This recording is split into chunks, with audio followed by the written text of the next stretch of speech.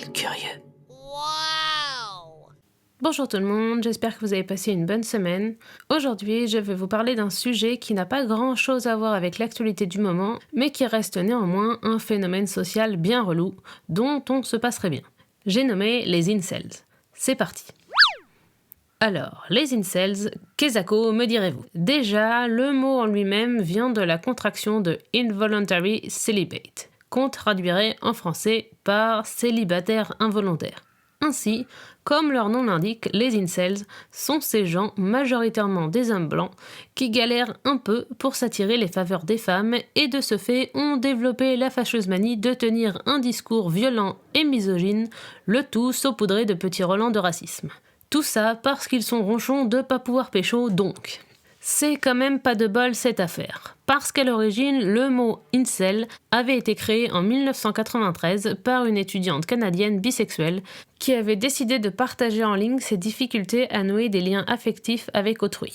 Et ce, dans le seul but de créer une communauté d'entraide, notamment grâce à un site web nommé Ananas Involuntary Celibacy Project. Le terme « incel » n'avait alors aucune connotation négative et son site marchait plutôt bien. Tellement bien qu'elle a fini par se dégoter une moitié et a alors cédé son site web à un inconnu.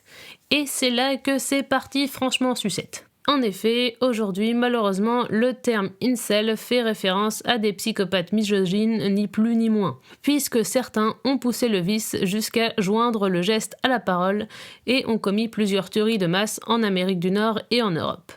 Youpi. En effet, pour exemple, le 23 mai 2014, Elliot Rodger, un jeune homme de 22 ans, a abattu 7 personnes et blessé 14 personnes à Isla Vista dans le comté de Santa Barbara en Californie. Il a commencé par tuer ses colocataires puis a arpenté les rues de la ville, tuant des gens au pifomètre avant de se suicider. Tout ça parce qu'il avait une dent contre les femmes donc. Il a même mis en ligne un manifeste et une vidéo expliquant son geste.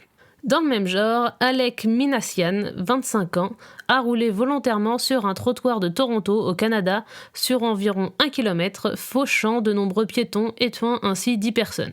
Avant de commettre la tuerie, il avait posté sur sa page Facebook un message annonçant qu'il s'apprêtait à tuer le plus de Stacy et de Chad possible. Ça ne semble pas vouloir dire grand-chose, mais dans le langage incel, c'est en réalité très clair. Les Chads sont des hommes au physique avantageux qui n'ont pas de problème pour séduire des femmes et les Stacy sont les jolies filles à papa obsédées par l'argent qui couchent avec les Chads donc. De manière générale, leur logique est un peu spéciale. Résumé très simplement, ça donnerait ça. Petit 1. Les hommes séduisants sont les seuls à pouvoir avoir des relations sexuelles. Petit 2. Les femmes, belles ou non, arriveront toujours à obtenir les faveurs sexuelles d'un homme pour la simple et bonne raison qu'elles sont dotées d'un vagin et que c'est apparemment le seul critère nécessaire pour attirer un homme et en toute logique, elles vont donc privilégier les Chads. Du coup, CQFD, les hommes peu séduisants, eux, sont contraints de devoir se passer de sexe pour le restant de leur vie. Trop injuste donc. Qu'est-ce qu'il faut pas entendre comme connerie? Et encore, vous n'avez rien vu. Depuis le 29 mai 2018, il existe un site de rencontre pour incels. Je vous entends déjà me dire « de quoi pardon ?» Oui, je sais, ça n'a pas de sens, et l'explication sur la page d'accueil n'aide pas vraiment. Je cite.